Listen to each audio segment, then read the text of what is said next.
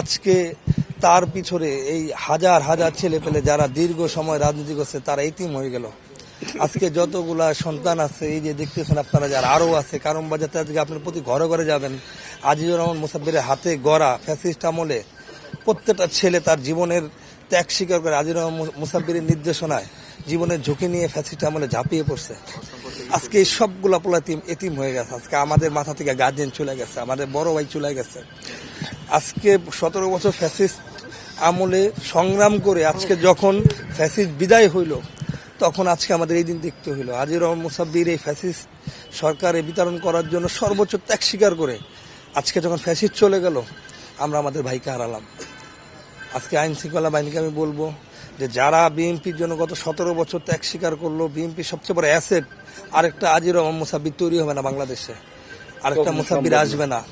আরেকটা মুসাব্বির যে সর্বোচ্চ জীবনের ত্যাগ নিয়ে পরিবার সংসার সবকিছু ত্যাগ করে দলের জন্য পরিশ্রম করছে, দলের জন্য খাটছে, জীবন উৎসর্গ করছে।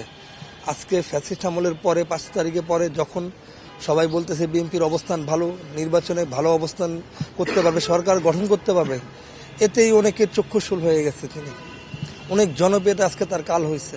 আজকে অনেক শত্রু, অনেক ধরনের লোক তার সেই আতঙ্কের কারণ ছিল তার জনপ্রিয়তা। সে জানতো তাকে সরাই দিতে পারলে অনেকের পথটা ক্লিয়ার হয়। আপনারা সাংবাদিক ভাইরা আছেন, আমরা আকুল আবেদন করব, আমরা এতগুলা সন্তান তেজগার ধারা রাগারসি ডাকামর্তর সন্তানগুলো আপনারা সুষ্ঠু তদন্ত করবেন। আপনারা একটা তদন্ত করতে পারেন, ক্রাইম ইনভেস্টিগেশন করবেন। এটা কত বড় হাত আছে, কোথায় আছে, কারা এর ভিতরে জড়িত। আমরা চাবো বাংলাদেশের সকল প্রিন্ট মিডিয়া এটা আর পুঙ্খানু বিচার করে সর্বোচ্চ ক্রাইম ইনভেস্টিগেশন করে এটার ভিতর পর্যন্ত আপনারা যাবেন।